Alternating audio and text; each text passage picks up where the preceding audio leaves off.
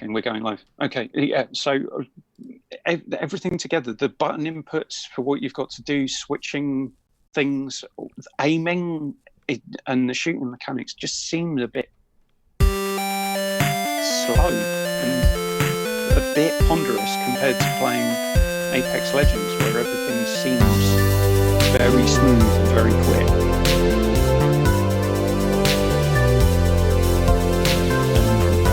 Talking like he's frozen. Hopefully he comes back. Good start. I'm just rocking out to the theme music right now. Do we really want Mitch to freeze? We can be honest, it's frozen. I mean, man, what he said about Bethesda is damn right wrong. Yeah, but Mitch saying all that horrible stuff about Bethesda whilst the theme music was playing was just terrible. Yeah. We are live. Hopefully Mitch is able to reconnect. Keith, do you want to give us the intro? Hello, you wonderful human beings.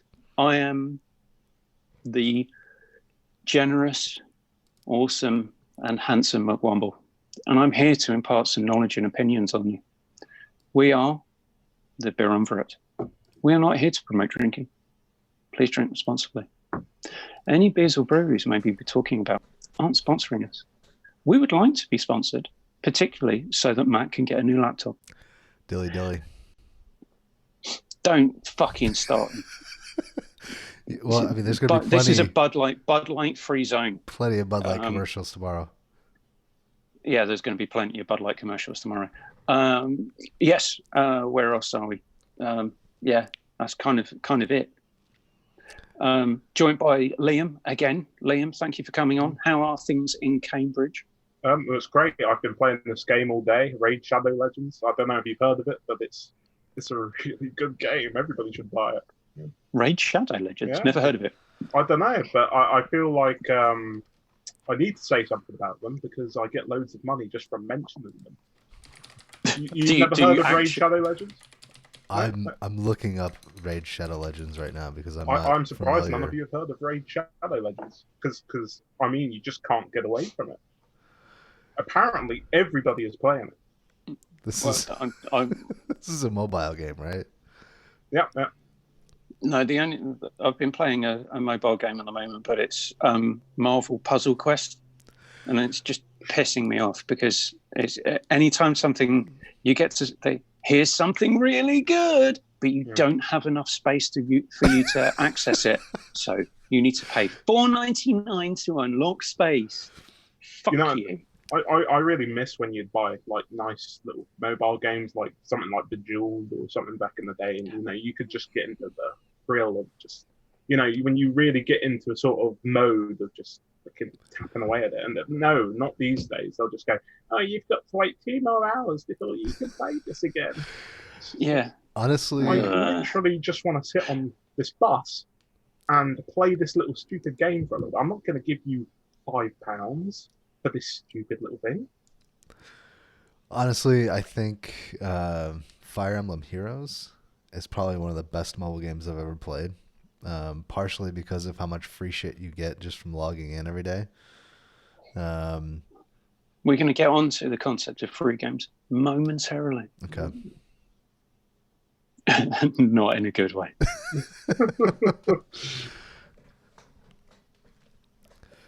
Do you want to introduce the topic? I don't know if we want to go over beers and rumors. Yeah, I haven't got any rumors other than I heard someone say how awesome I was. I mean, it could have happened. I heard it was Boris Johnson. He's a big fan. That utter fuckwit. Going to get political for just a second here. One of the backers of the Brexit campaign, on the day after the vote came through for Britain to leave the EU, his personal wealth increased by £220 million. Okay.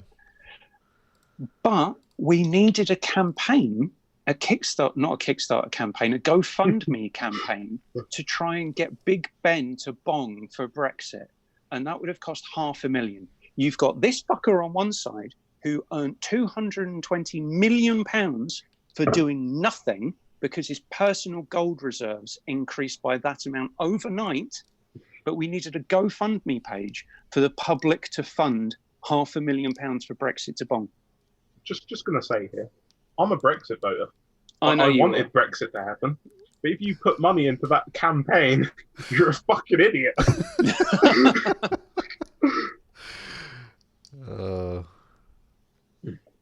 Right, now that's politics out of the way.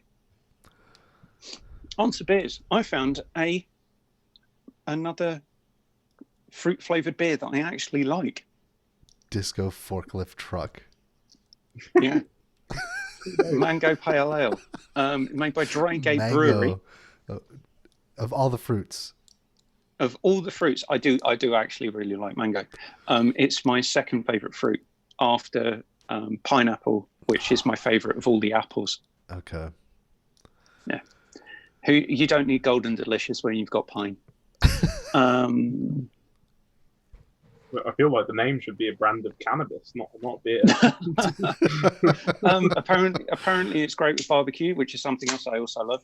But I had this a couple of weeks ago before I was on the show, so I haven't had it when I was actually on the show. So I thought I'd get another one and give it a go. But yeah, it's one of those fruit beers that isn't obnoxiously fruity. Okay. It's when you smell it, it smells fruity, obviously, but it also smells like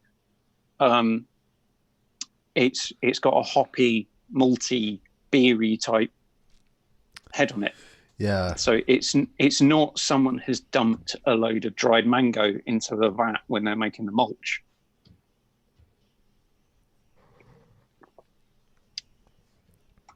It's slightly sweet, but very drinkable.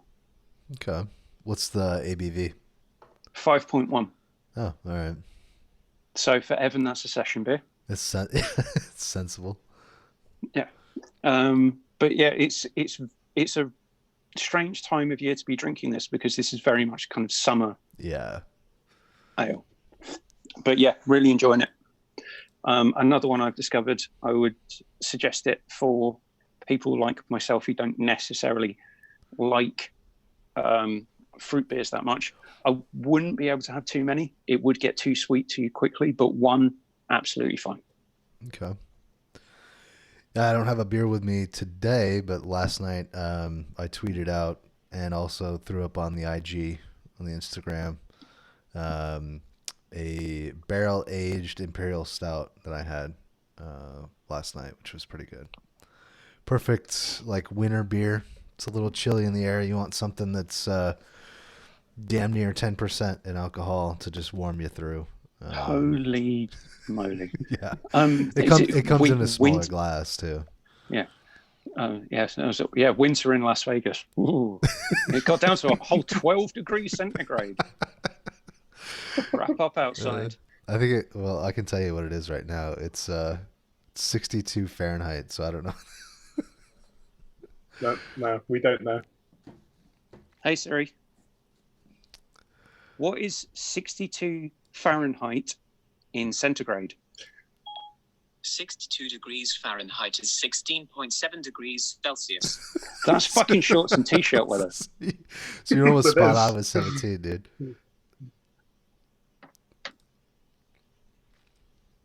There we go. And Mitch is back. Yeah, somehow my internet decided right at 11:30 to just drop. So I had to go disconnect my router and everything. It was ridiculous. Wow. Well, your connection is actually a lot better now than it was even before we started. Loads better. Have you got any interesting beers that you'd like to talk about? You may not be drinking right now. Anything you've had recently? Not yet, but soon. I haven't been able to go out as much because for reasons I can't say yet, but I have to really watch my money for a while. So for the next couple weeks. Are you able not to go out as much because you've run out of clothes and the only thing that you've got to wear is Chicago Bears branded clothing, and you don't want to go outside for fear of shame? No. This is not a Chicago Bears sweatshirt, but it's the same color, and I didn't take a shower yet, so I just put this hat on. I was really lazy this morning. Right. Liam, have you got anything to add to that slightly rambling crap? I have nothing. Unfortunately, I'm still on the keto diet, so no beers for me. But you are a drinking month's time. something made A from month's barley. time, I'm taking a break from keto because I'm going on a week's holiday to New York. So, Woo! yeah, I am going to find some beer and drink it. But mainly, I'm going to eat loads of other things. I don't care about the beer nearly as much as I care about the pizza. Just going to point that out. Yeah. So if anyone can give Liam recommendations of where to find good pizza in New York, please send them to @BlackLiamNeeson on Twitter. Yep. Right, get into the topic. We was grinding with gears. So this is something that I brought up, and thanks to other people for actually agreeing to talk about one of my topics for a change. Not that I mind much. So I've been playing a lot of Diablo 3 and thinking, why do people get so excited and or exercised over the fact that Diablo is meant to be this great, auspicious, which I don't even know what way to have this now. I mean, there's just that trailer is freaking awesome. Though. I'm just going to point that out. Let's go like that. What's the big deal with Diablo? This is very similar to a conversation that I had on my very first appearance of Podcast Reload, where the Yakuza franchise was mentioned, surprisingly, not by me, although I did make it more interesting than Evan. And where we're talking about games that we didn't understand, is that I should like certain things about certain types of games. But I've played through Diablo 3, and it's the most boring, repetitive, grindy piece of shit that I have played in a long time.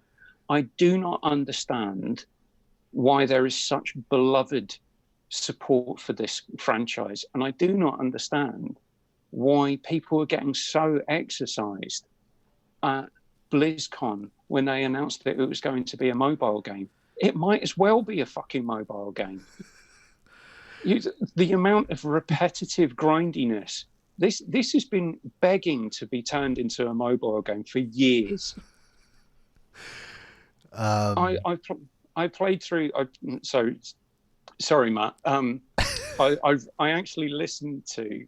I re-listened to our breakdown of Mass Effect Andromeda and how much we interrupted you, and we're just going to keep going with it. It's a thing now.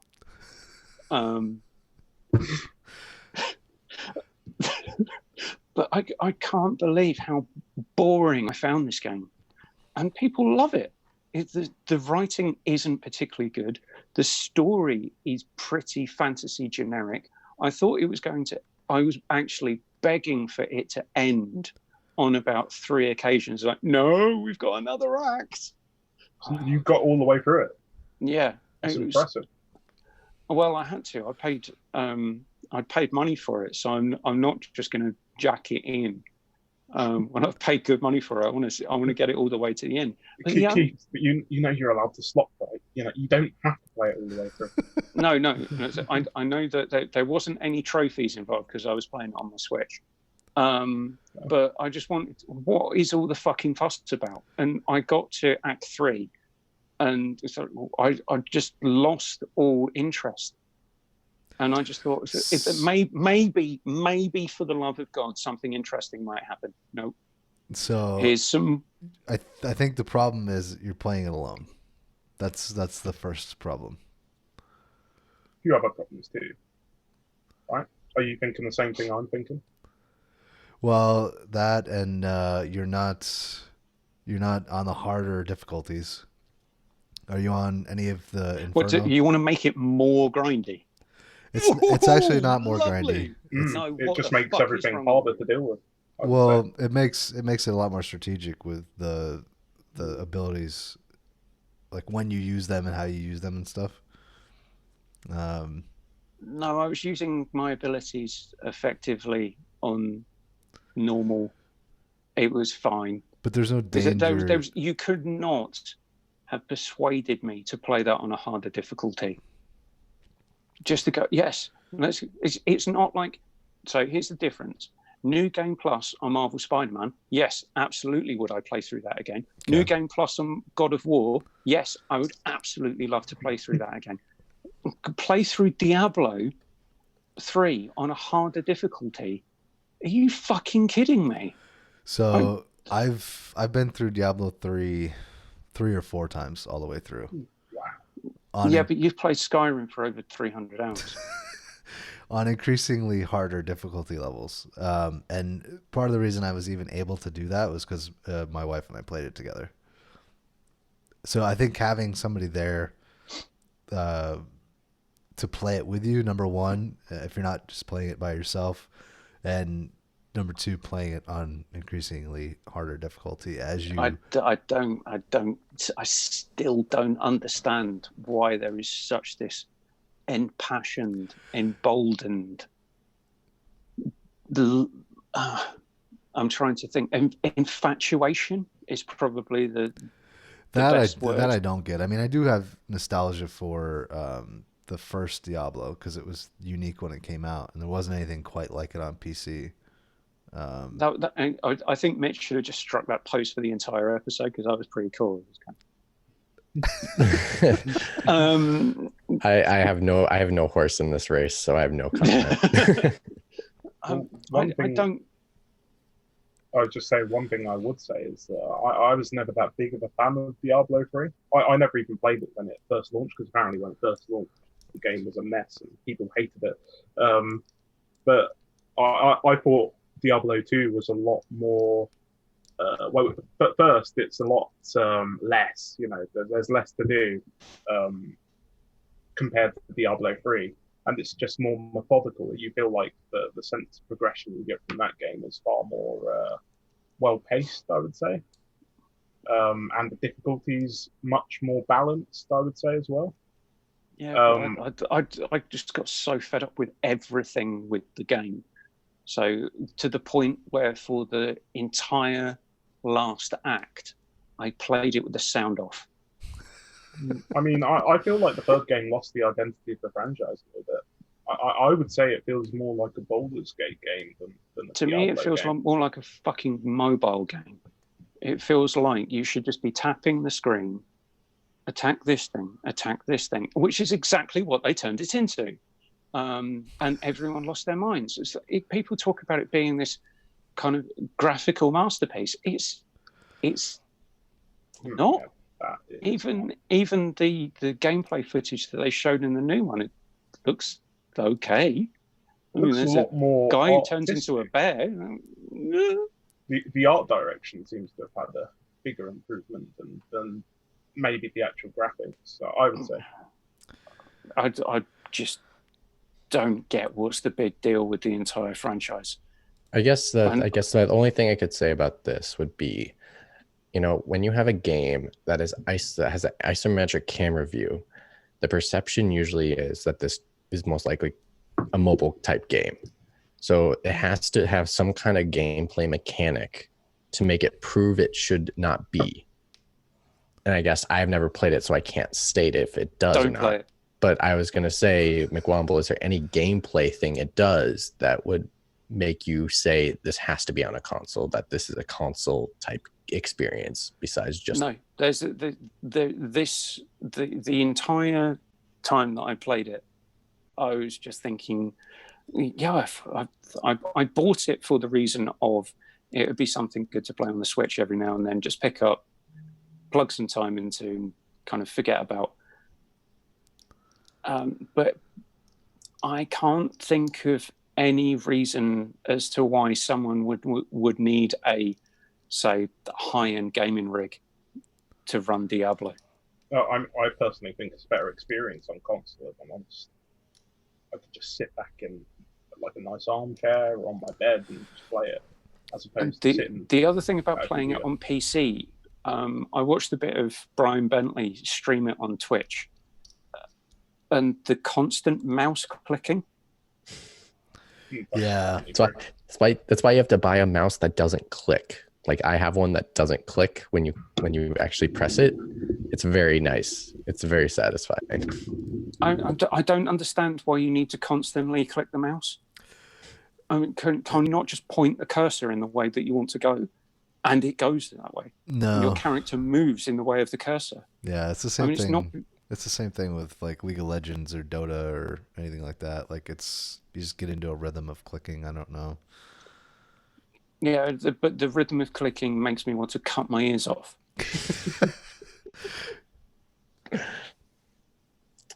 No, I actually really agree with you on that. It's part of the reason I don't play on PC anymore. I just got bored of it, and the ease of gaming on the console is superior in my opinion. Or just using a console controller on PC.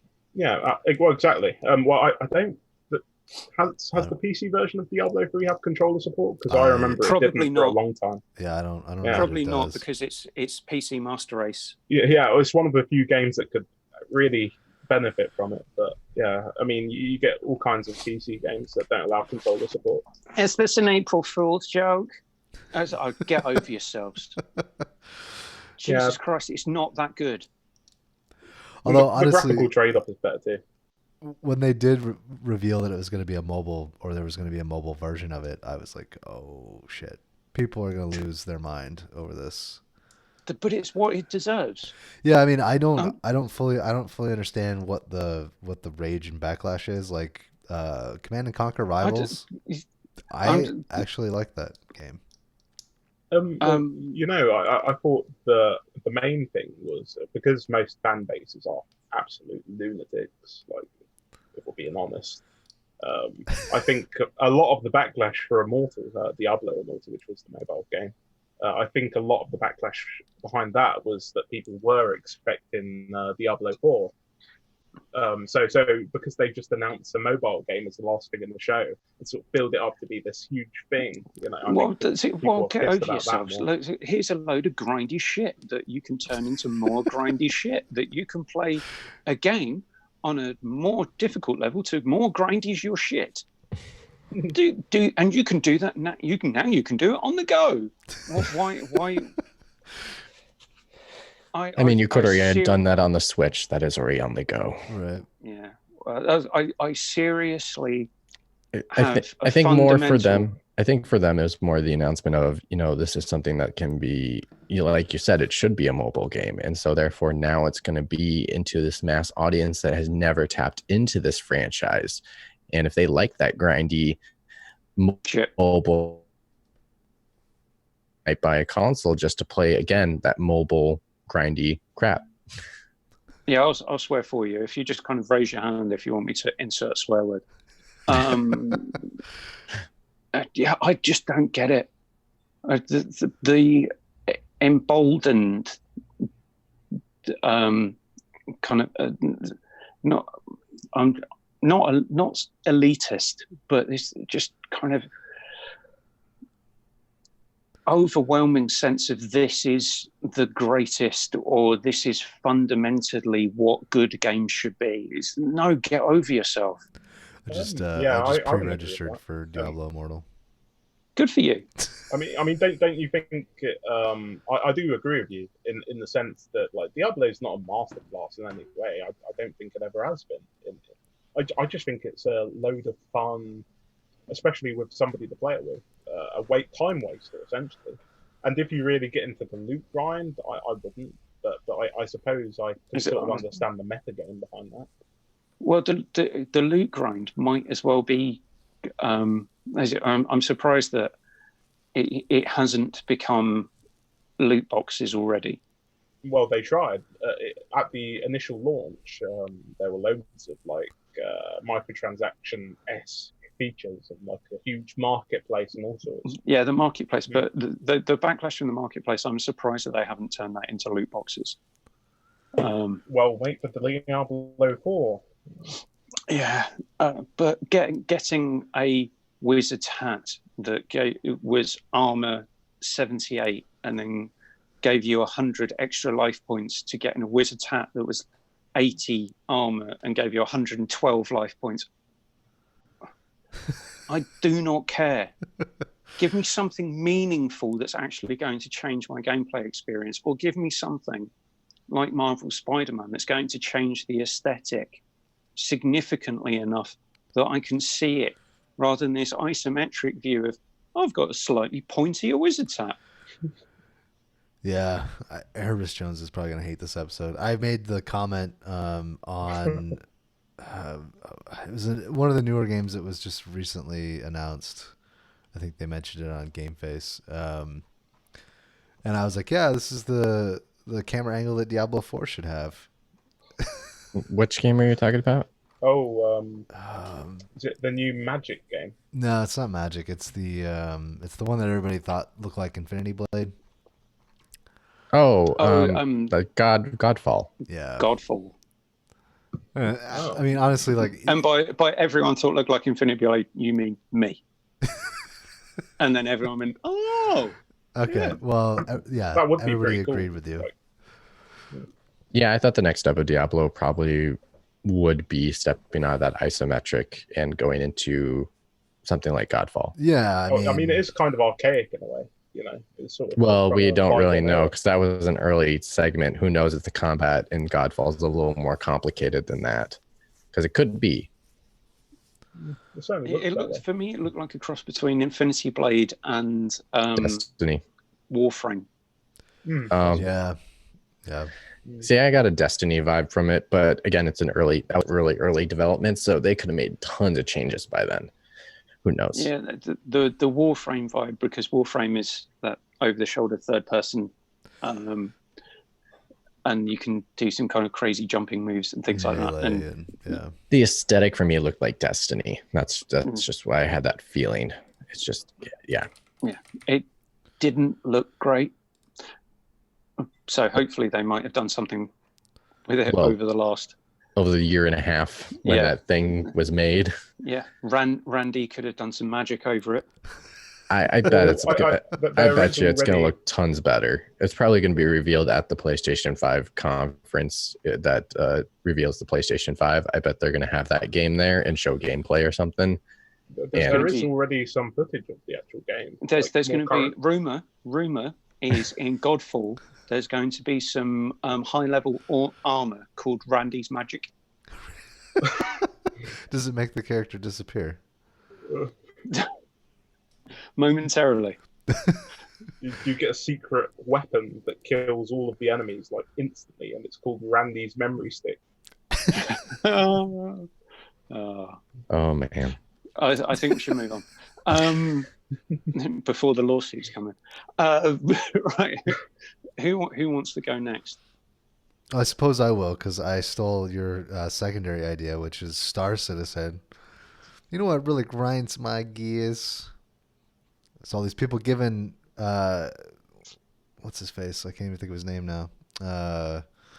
And you've not even been drinking. No, I haven't. I'm the one that's been drinking since Cloud, 2 in the afternoon. Cloud Imperium Games. Why do they keep giving him so much money to make a game that's never going to come out? It's just going to be perpetually in development for the next 30 years until he dies. Someone's got to make a living. Yeah, I don't know.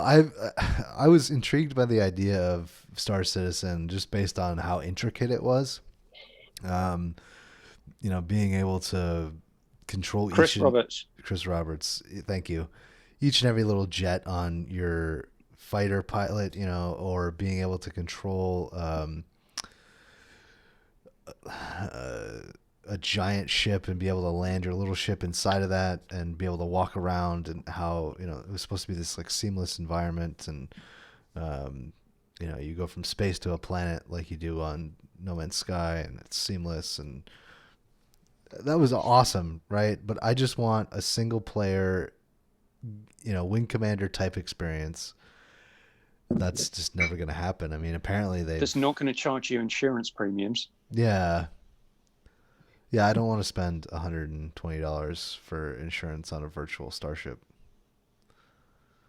Your life has to be going in a pretty bad place if you spend £240 in a video game.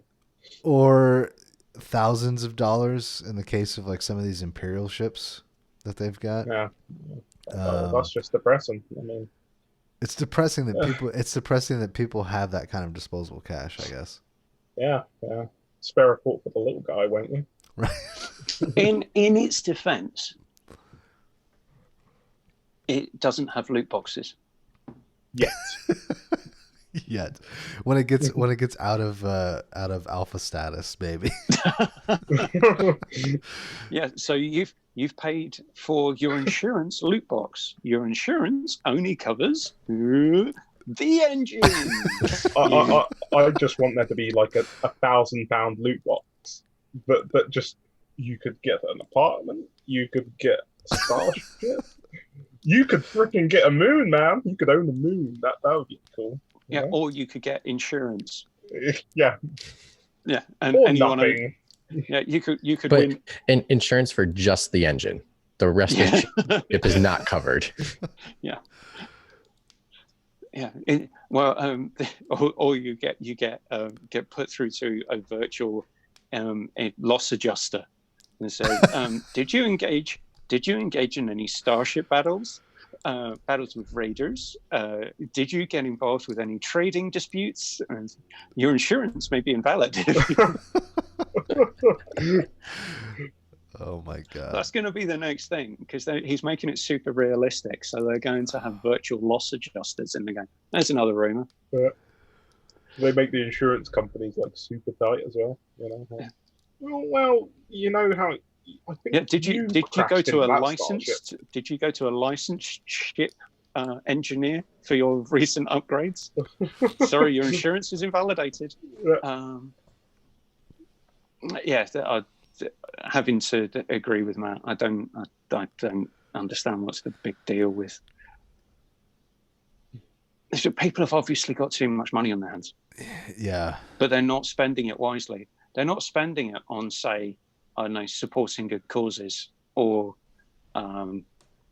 giving it to third-party or vocational organisations. They're just spending it on virtual items that they can never get back unless they've paid for the insurance. Yeah, on a game that isn't even released yet. Yeah. It's just, at some point he's going to say, right, where are we up to? 25 million? Okay, shut the servers down. Go hide on our island that we bought with all of this money. Yeah. I don't even think they have the running total on the website anymore. They used to have the running total, and it was like hundreds of millions of dollars that they've raked in already. As soon as he can buy his own island, just next to the one that just next to the tropical island, the hotel that Richard Branson owns. As soon as we can afford that, then we're going to shut it all down. Yeah, and I mean, at least Richard Branson is investing in those air space cleaners. Travel. No, those buildings that clean the air of pollution. Right, like he's actually doing something for humanity. Tell you what, again, off topic. Normally we're here to talk about video games and beer. Do you know what really fucks me off? What? People who are monumentally wealthy and then claim that they're philanthropic. Richard Branson. Preach. Richard Branson is a multi-billionaire. And says, I'm just investing in this technology. But he's investing in the technology. He's not giving the money away. He's investing in it. Keep going. I mean, this could turn into a very, very different podcast very soon. Most people won't like this, but good on you, Bill and Melinda Gates. Bill Gates, yes, indeed. They are good people. They're like the only ones. Yeah, they're the only ones on the whole fucking planet. The only billionaires that went, actually, we don't need all this money. Maybe we should do something differently with it. Maybe we should liquidize all of our assets, pump it into our own charity, and see if we can cure malaria. I mean, Elon Musk is pretty good too, and I mean, he isn't actually very rich. No, don't even. I was I love Elon Musk. I was going to say the man's a walking tub of lard. Elon Musk and please Richard deliberate. Branson. I wish to know how. No. Elon Musk and Richard Branson are probably the closest we'll ever get to Lex Luthor in the real world. Conversation over. Yeah. Let's agree to disagree on that one. Yeah, before we get sued or shut down. Yeah, Bill Gates would never shut us down with his charity. But I have had the conversation again. Neat segue. It's about the buildings that clean the air. It's not actually the buildings. There was a piece on news. It's a professor from the University of Arizona who built these artificial trees that are 65% more efficient about taking carbon out of the atmosphere than trees. Right. And people are saying, why don't we just plant trees to deal with global warming? And he said, we'd have to plant, in order to deal with global warming now, you'd have to stop all deforestation in its totality and plant 1.5 trillion trees. We don't even have that many trees to plant. Yes. And the problem is you can't grow them quickly enough to plant them in order to deal with the solution. Yeah. So all of these people are saying, why don't we just plant trees to deal with climate change? Dumbass. Fuck off. Such dumbasses. I mean, it would help, at least. Yeah, it's not enough though. Like you can't. No, stopping deforestation would be a great start.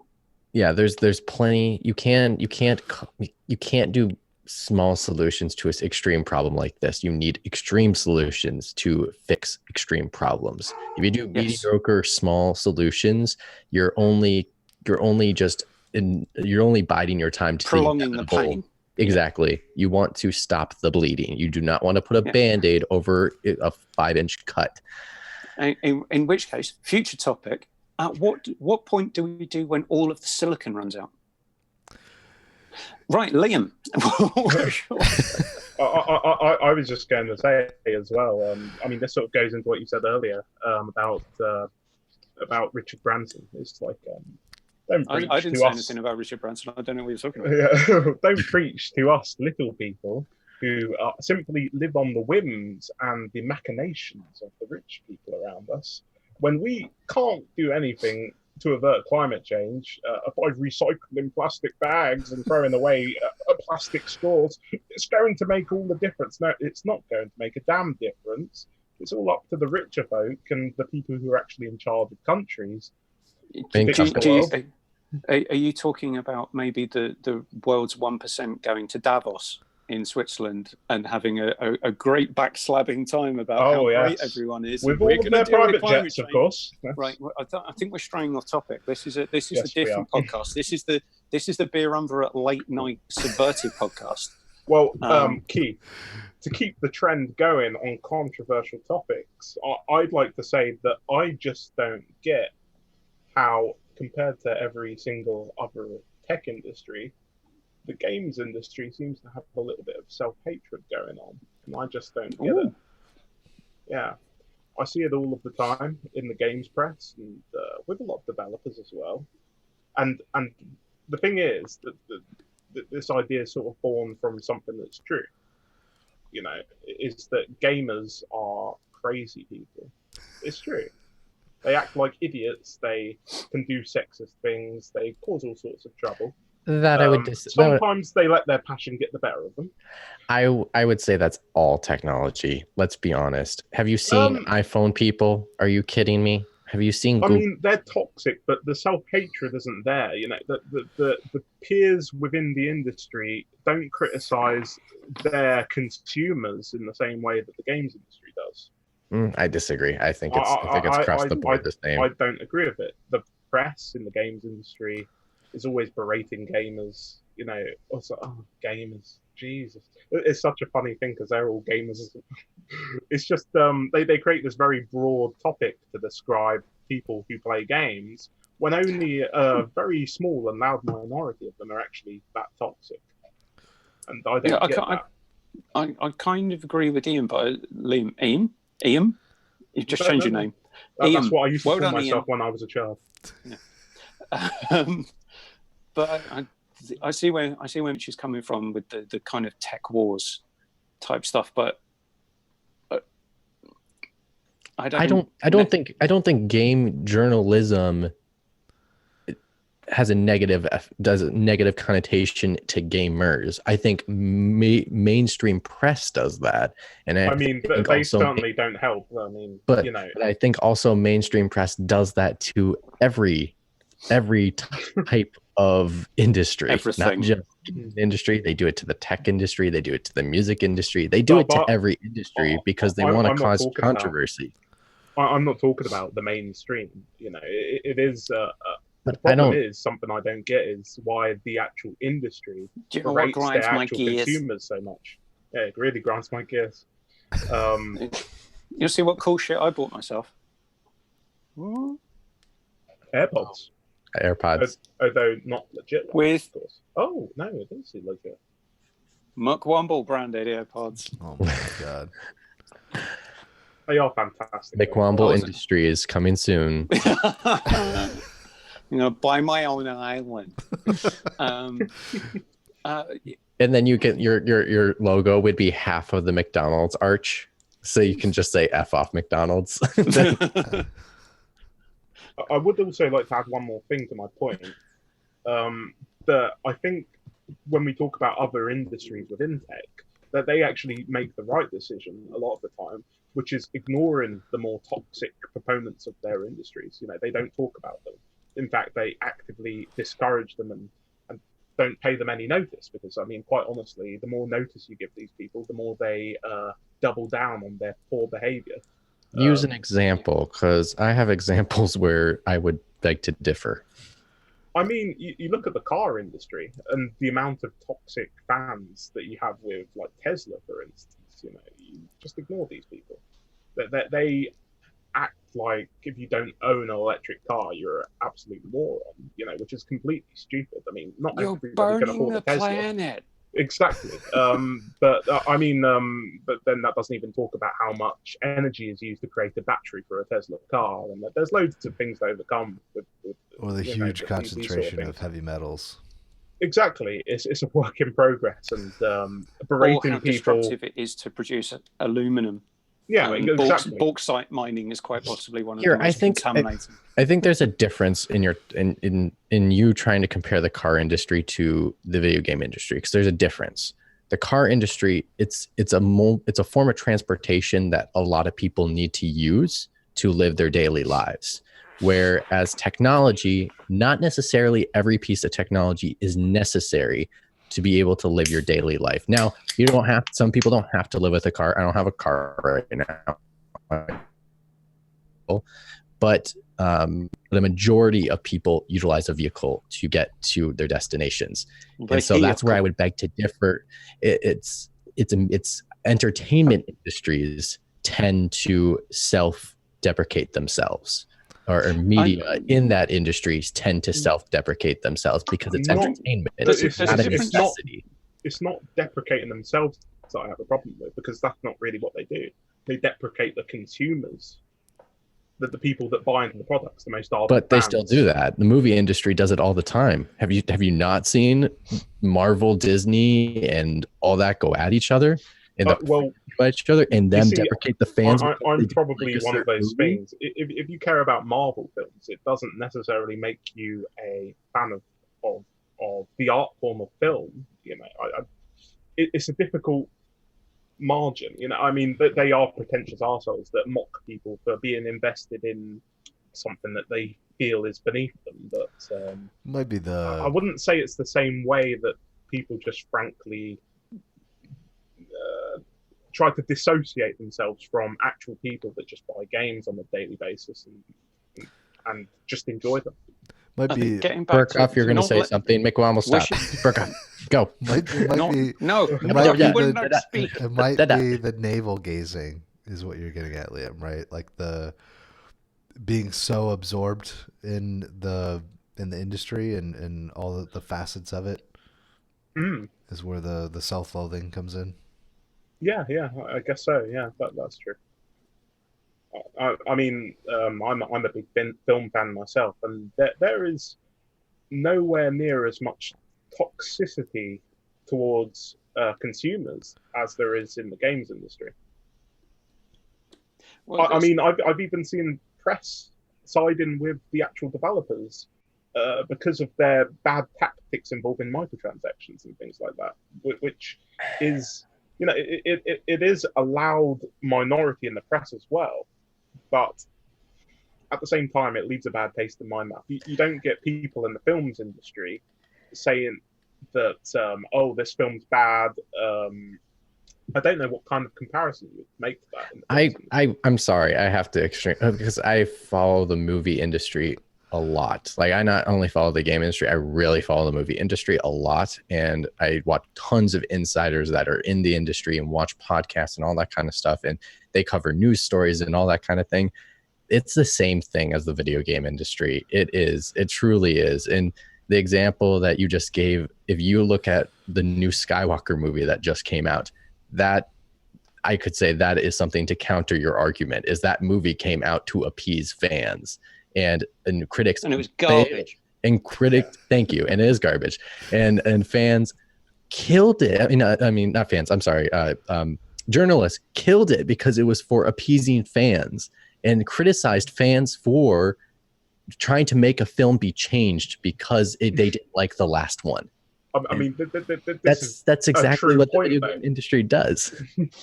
No, they don't, because it's objectifying fans simply for being there. You know, it's not the same thing as. I mean, I actually agree with critics in terms of the response to Rise of the Skywalker. I still think to this day, while because Star Wars fans are absolute lunatics as well, you know, but they just never shut up about Last Jedi, which wasn't all reasoning, not that bad. It was a fine film. Oh, it's one of my favorites. Are far worse. It's in my top 5. I have a fundamental issue with sea cows and Luke Skywalker drinking sea cow milk. Oh. That should have never been in any film ever. That should have been in the Rooster Teeth version or whatever it is. So he's supposed to starve to death. That sounds great. He could have eaten I would have preferred he'd started eating the little pug things. The porgs, sorry, so porgs. Cute. You could have eaten pugs as well. Yeah, so I guess I don't agree with you, but it's agree to disagree. Fair enough. Or I don't fully understand what you're trying to argue, because maybe can I try and see if I can shed maybe a bit of light on where I think Liam is coming from, and I mean that in a wholly non-patronizing way. So your initial point that you were making reminded me of a lyric from a Real Big Fish song. Is that I know you too well to like you anymore. So there's a bit of the self-loathing from game journalists in terms of we know what happens so much. We know all the nefarious shit that goes on, or some of it. We're never going to know the full extent of everything that's happened in every single game developer. But we know roughly enough of the bad stuff to say that there is enough nefarious shit going on that we need to call it out as journalists. Then there is the other side of that, which is we don't actually know some of the stuff that's going on, but we think we know enough to write a clickbait article. So there was something that I saw, and I think it was on. It's the Metroidvania Jimquisition, where he was talking about, do we need the term Metroidvania anymore? Is it relevant? And one of the articles was saying that the term Metroid and Vania is confusing to people who aren't associated with games unless you're familiar with both Metroid and Castlevania. Sorry, I'll just one little thing. I would agree 100% with that statement because I've never played either. Because when I grew up, those games were not available to me as a kid. And so how in the world am I supposed to understand what that term means? I kind of know what that term means. I know it means those two different games, and I kind of understand what each of them have from what they try to explain within it. But no, I agree with that 100% that the Metroidvania term is useless today. Yeah, but one of the articles that published that was from Kotaku, and the other one was from Gamma Sutra. So how can you if the name of your website is Kotaku and the other one is Gamma Sutra, which is games and Kama Sutra mushed together, how can you straight-faced say that Metroidvania can't be put together as the word?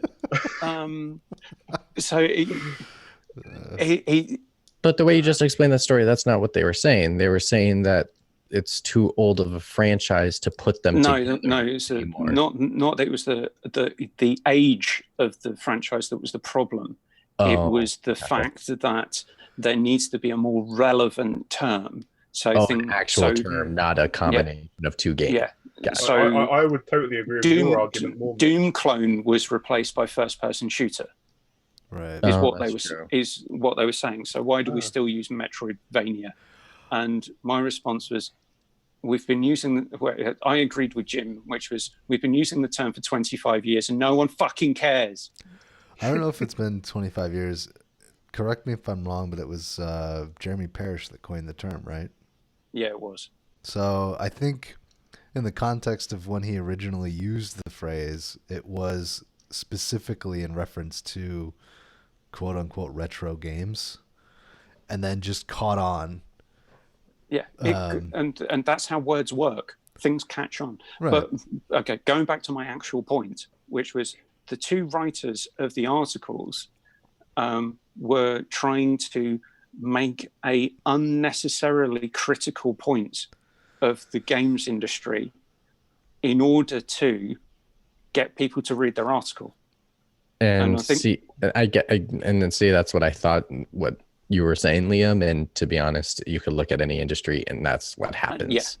It happens everywhere, and it happens to the same extent. It happens at the same. If you follow the industry deep enough and went, I'm just going to agree with Liam because we're both British. Actually, thank you. Brownie points. I'm not going to agree with Liam because he voted for Brexit. In which case, Mitch is right. You heard it here first. Mitch I didn't have to force it on him. It was easy. But I mean, I'd like to hear what Matt thinks on the issue. I would say that my point is he's trying to get a vote. It's because 51-49. My point isn't so much because that article you bring up isn't really a criticism of gamers. It's more of a criticism against the industry as a whole, and it's a rather tame criticism. I don't think there's been other ones, and some of the people who jumped on the back of Jason Schreier's article about the practices that were going on at BioWare. Oh, right. That's the kind of self-loathing element that I really find obnoxious. Oh, right. So Jason Schreier wrote an in-depth article and did actual journalism, interviewing people to find out what was happening. Right. And then other people just found out from his article and then wrote opinion pieces as fact. Well, that's another thing as well, is that, I mean, his article was quite ideologically driven because he's pushing for crunch in the industry. But but that's all right. He's allowed to have that opinion, and you should draw, your opinion from his. His opinion. What his opinion is, so that informs what your opinion might be. I think on this before we allow Matt to speak, Allow. I know it's slightly unheard of. I think what we're doing here is kind of vociferously agreeing with one another.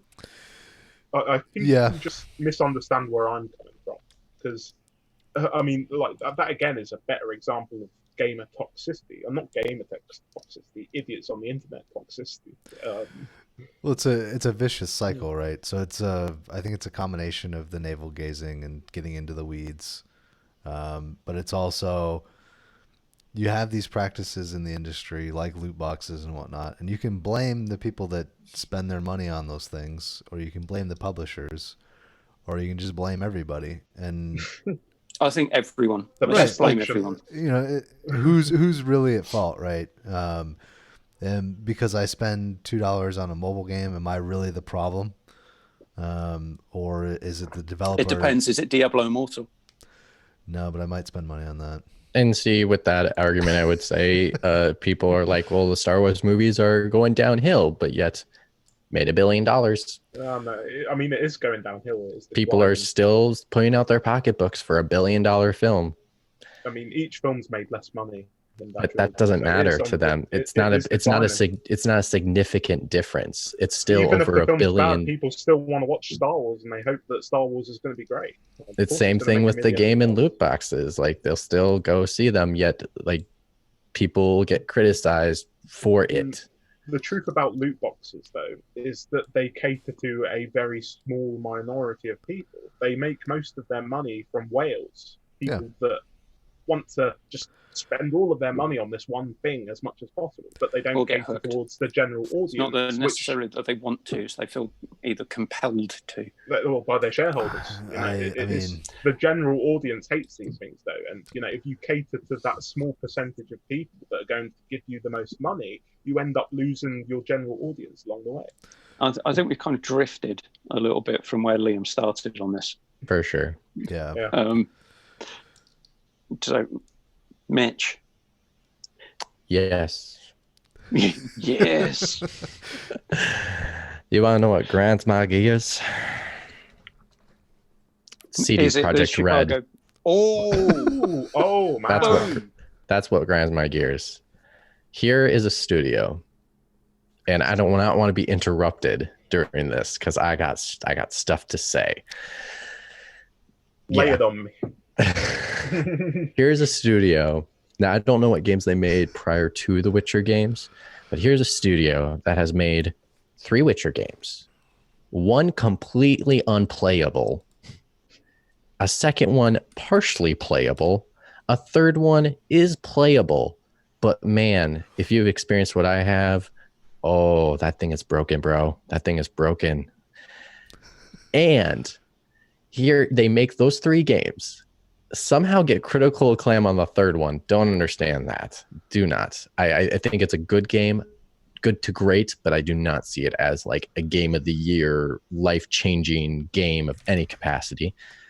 And then we get Cyberpunk 2077, where basically people are saying this game is unlike any other game you've ever played before.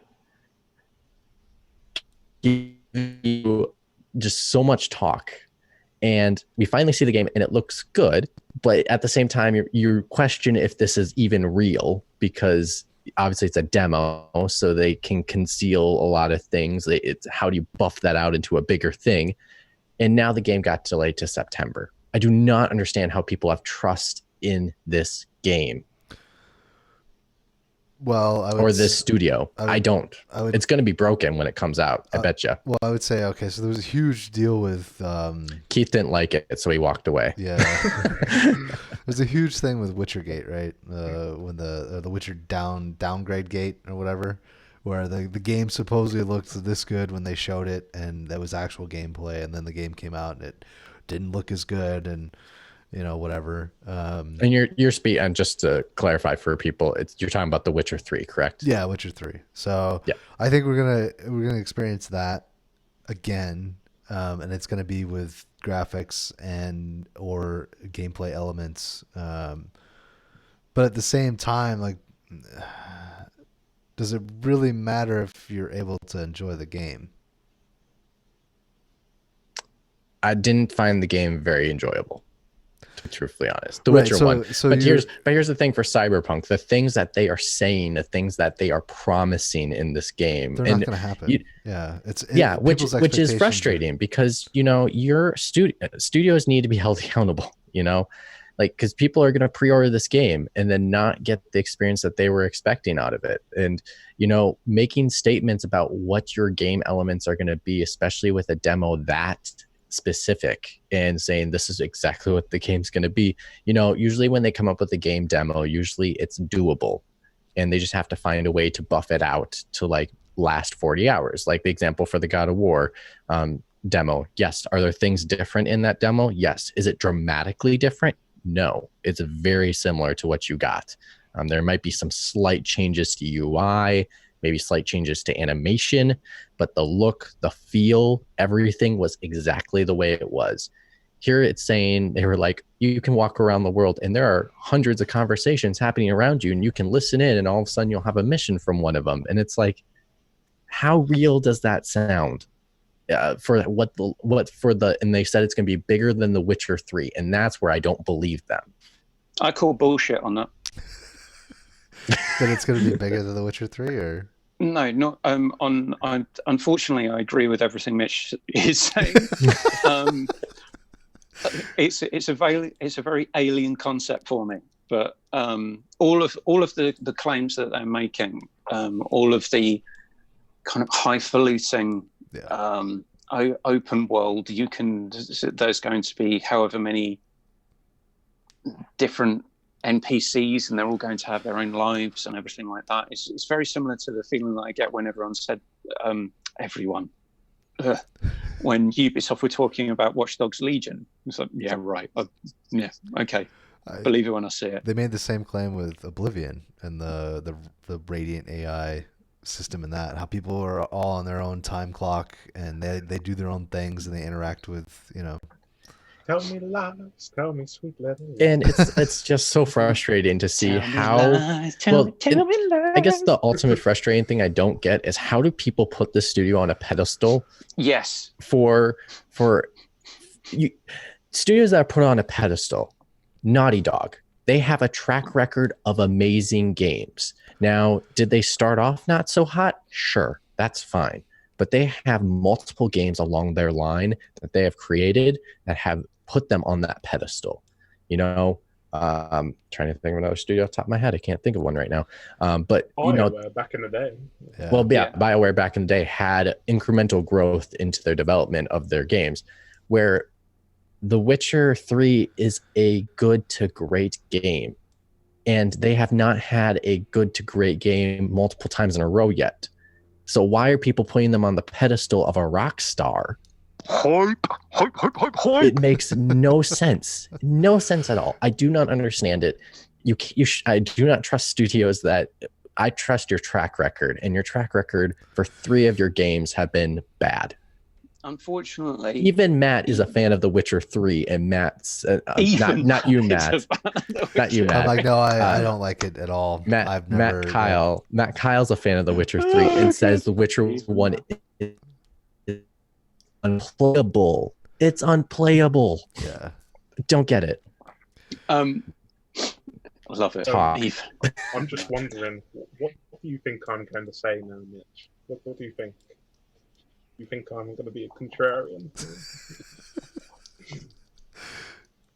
I mean, you can do it at your own risk, bro. Well, I was surprised by your topic, because I was getting ready to hate on everything you were going to say, but no, I agree with you completely. and the best thing is I have been playing The Witcher 3 the past 3 or 4 weeks. It's driving me fucking mad. I just don't get it. It's inaccessible in so many different ways. Like, I do not understand how people did not have people go into The Witcher 3, review this game, and go, the story's excellent. You don't know what the hell is going on in the story. Like, they don't give you context. They barely give you any context for anything in the story and make you want to care about these characters when you've never met them before, because it's the first time on console. So clearly CD Projekt Red should have thought about that and said, well, this is going to an audience that's never experienced our games. Actually, Witcher 2 is on Xbox. Oh, sorry. Yes. Sorry. Multi-platform. So they should have found a way to ease the story in for people that had never experienced Witcher at all. Yeah, like they did with Mass Effect. They had like the little story things in between. Well, I mean, they did that in The Witcher 3, but they did it as if you knew what was going on. And so you would they would ask you questions about what you've done in your past adventures. And I'm like, I don't know what the fuck I did. I don't know who this person is. Did I save them? Really? Why do I care? Why care? I don't know them. Yeah. So it's so stupid. But I like that funny thing, and when you're playing The Witcher 3 and you're like, they give you one of those books and you read something in it. It's like, oh, look, this book about why Geralt is called the Butcher of Blaviken. I read it, and it's like, oh, look, there's another 7 things I don't understand in this. And I look up the other thing. Oh, now I've got 14 more things I don't understand about this one. I've read the books. It's a I still don't understand mess. a lot of it. The side quests are it's saving grace. And I can understand why people love them. They're really good. They're well-written stories. I wish the main plot was as well-written as the side quests. But do you also feel that the gameplay systems they're not very good? The hours and hours that you spend playing the game that worthwhile? I think it's very plain and boring. I feel like if they forced you to actually be like a Witcher and, have to take potions going into battle depending on what your opponent is, yes, then I would be way more over the moon on this, because I think that's an interesting way to approach gameplay and not just saying I can hack and slash my way through and use magic. They did do that, but only if you actually knew what it was you were going to fight. Yeah, and the problem was you didn't always know what it was. Do tell you. Yeah, they do, but at the same time, they don't. It's not forced upon you to use it, because I passed by not using it multiple times. I mean, almost every battle except for the one time they made me do it, and I got through the battle just fine because I used magic. I used healing potions. It's a way to beat the system. And, if the system forced me to actually read the bestiary and, collect ingredients and things like that, that would be a smart way to approach it. And I don't think they did it. Yeah. I mean, Matt wants to say something. Everyone talk. My issue with The Witcher 3, which I think I've brought up on the show before, is the combat mechanics. It doesn't feel weighty enough. When you swing your sword, it has no feedback. Yeah, you don't feel it hit the enemies. When you get hit, you don't really notice that you've been hit, except for your health bar has dropped a little bit. For it being such an action-heavy game, I don't feel like it does enough to make those gameplay systems matter.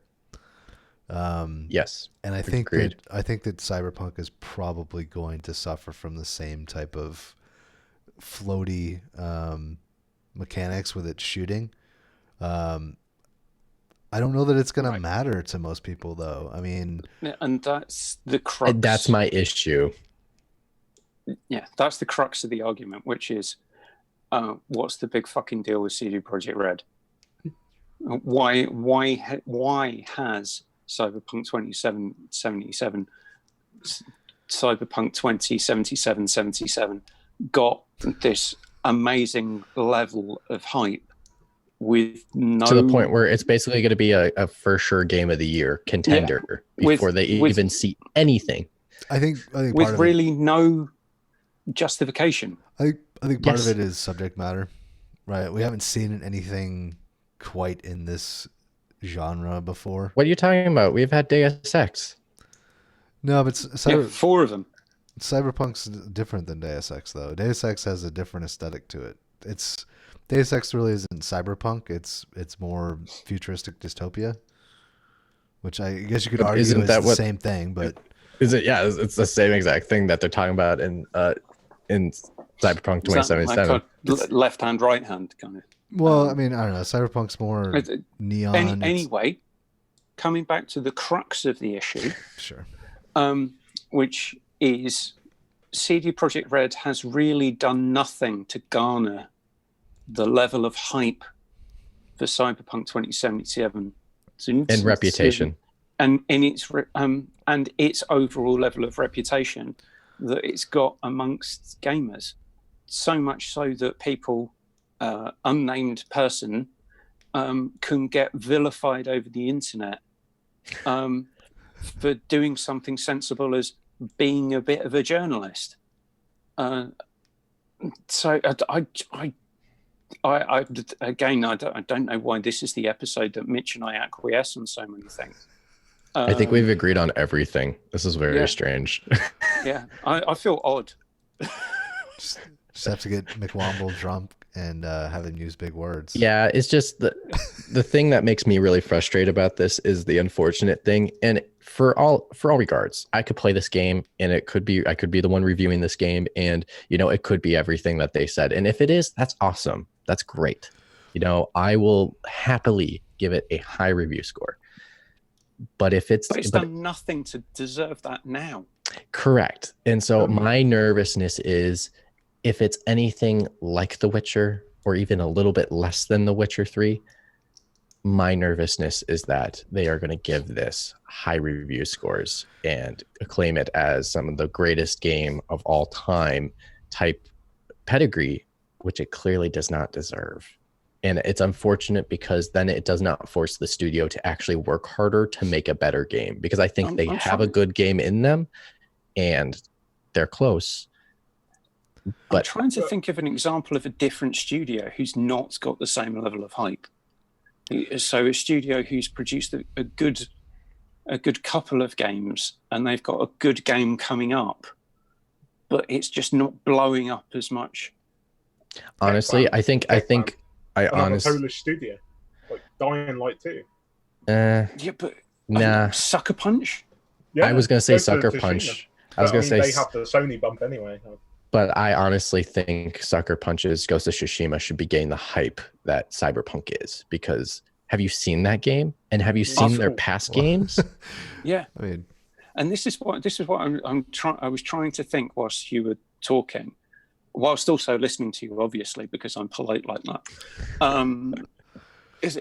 Who else is there who's done a similar kind of thing, but is more deserving of the hype because of their past experience and past production? And the Sucker Punch was coming to mind, saying, why is no one talking about Ghost of Tsushima as being a potential candidate for Game of the Year? But everyone has kind of already pretty much glued the sticker of Game of the Year onto Cyberpunk.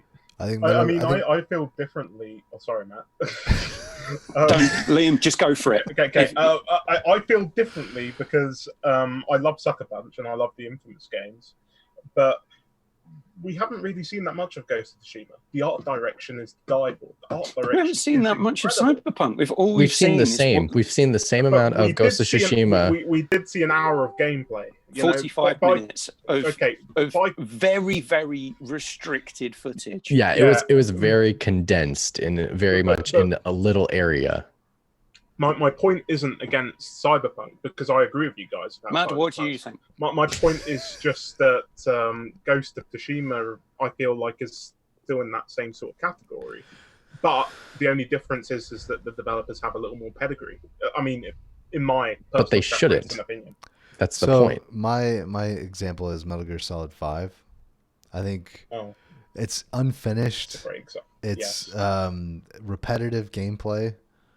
But it got 10s like across the board. Everybody fucking loved that game when it came out, and I drank the Kool-Aid before it came out. Like, I was all on board. I was like, Jesus, this is going to be the greatest thing since sliced bread. Kojima's last game. Yeah, it's going to be his swan song. And then I got it and I played it for probably about 15 hours, and I was like, oh my god, I totally bought into this. I hypnotized myself with hype. And it got me to pay top dollar for it day one and play it for 15 hours before I realized, like, holy shit, this is not the 10s that everybody's giving it. Matt, you're a very clever man. How so? I totally agree with you. Well, I thought you just, rather than how so, that shows what a nice guy you are. Rather than just saying thank you, you said how so. You wanted me to explain to you how you're very clever. And going back to the original point about Diablo, is that the point about hypnosis is you can't hypnotize someone who doesn't want to be hypnotized. Yeah. I like that. I like that phrase a lot. Cool. So the way you're whole going point with it, I like that. Good. So the whole point about the gameplay of Diablo, the repetitiveness, the grindiness, the people who really get into it want to be hypnotized by Diablo. Me, I was immune to that bullshit. Well, you're right, Keith. I mean, isn't The Witcher kind of the same way? I mean, since I've been playing it the past like month, I mean, I even really want to get into it. I love the books. I really like the TV show. I really want to get into this world. I want to feel immersed. But every time something good happens, 2 more bad things happen. You know, it's like I get this ridiculous audio glitch that requires me to restart the game, and then I restart it and it's still there. And then I look online and I find out, oh, you can't play the game in rest mode. You have to turn the system off and then start the game properly. And Liam, guess what? How many years ago did that game come out? Oh God, it came out 5 years ago now. Almost 5 years ago. And in that game, I've had my body disappear and have just a sword in a cutscene where clearly I'm supposed to be talking. Your horse yoga. My horse had done yoga multiple times. It was doing like downward dog in horse mode on ledges, and I couldn't get back on my horse. I couldn't complete a side mission because it wouldn't activate I was in the area and it would never activate. And I couldn't, and I tried, and I literally looked it up and I did exactly what the instructions said. And that was my first side mission. My first side mission. What an impression this game makes on you. I had a glitch where Geralt's hair went from white to brunette.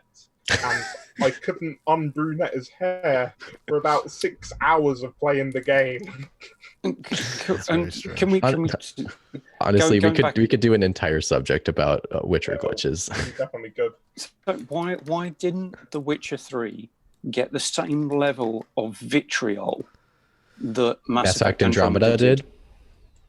It's a great ass question. question. I didn't experience any of the bugs that Mitch had. So then it's fine, is it? No, but I'm saying I'm probably like a lot of people that played it. I just got lucky and didn't have I didn't get the audio glitch that Liam's talking about either. Maybe I didn't play it. I do not understand how you don't. Like I've gotten so many glitches in games. Like even Jedi Fallen Order, I felt terrible that game got so high accreditation compared to other games because it's a good game. It's a really good game, but there's constant bugs in that game that remind you of, oh crap, there's a bug right there. You're having so much fun. Face? No, actually, that the character model of his face, I don't know what it is, but there's something really off-putting about it. Well, I would have my cloak, and it was hilarious. I was inside the spaceship, and my cloak would be waving in like there's inside the spaceship, inside the spaceship. See, I feel really bad. Controlled environment. Why is your cloak going like this during my cutscene? It's so distracting. But I like the cloak because it makes them look cooler. Or the poncho. I'm sorry, it's called a poncho. But anyways, I feel really bad for you, and I've had this discussion with many people. I'm a glitch magnet. Glad Liam carried on that sentence. Yeah, please let me continue. Glitch magnet. Like I posted one of Luigi's Mansion 3 that I had to restart a boss battle because my boss got stuck in the corner and I couldn't attack it anymore. Like I am just a glitch magnet. It's insane.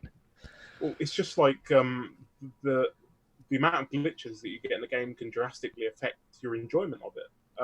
And if I was reviewing it, it would affect my review. Yeah, I mean, I'm very lucky when it comes to glitches. I've had discussions with Evan about. I mean, Evan encounters ridiculous amounts of glitches when he's playing games. Is that when he gets arrested by the actual police for running around Kabukicho for punching people in the face? Kamurocho? Yeah. Kamurocho. What? I played Star Wars Jedi Fallen Order. Isn't it? I don't know. That was Kamurocho. Whatever. All right, go ahead, Liam. Well, Sorry. I did play Fallen Order, and I played that whole game hours, and didn't encounter one single bug. Not one. So you know the one that Matt Kyle showed on Game Face, his glitch on Star Wars Jedi Fallen Order. Oh yeah. So I have the special edition. So I got to do I like behind the scenes stuff. So that's why I bought that version. And they showed that specific glitch and trying to fix that glitch when they were doing the end of days. And so when Matt showed his, I was like, I've seen that before. Oh, that's funny. They were trying to fix that. Told you I was right. Kabukicho Oh, okay. Kabukicho. from the Yakuza games. Oh, what is Kamurocho then from? That's the real world version. Oh, okay.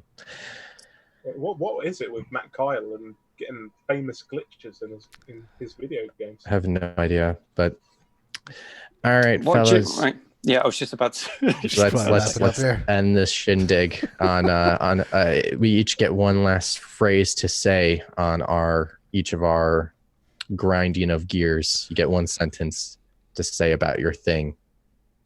McWomble, you host the dang thing, so you go first. Well, it's not going to be about this, but Scotland, sort your shit out. I'm hopeful for Bethesda in the coming years. Mine is not on my topic, but I'm out for a walk, bitch. Games press and everybody else, stop paying so much attention to the loud and annoying minority. All right, so that's cater to the majority. That is the Beerumverate. Thank you so much, Liam, for joining us. You're always welcome anytime. And if you want to be, stole your spot. If you want to be like Liam and be on the show, I wasn't here last week or the last couple weeks, so I have to take my spot back. The music's playing. If you want to be on the show, message us on Sifted or Twitter. See you guys. You realize I don't cut it right away. I mean, there's always a little bit towards the end. Well, yeah, Matt has to. This is like the power. 5th time we've done the music, so I'm not sure how this shit works.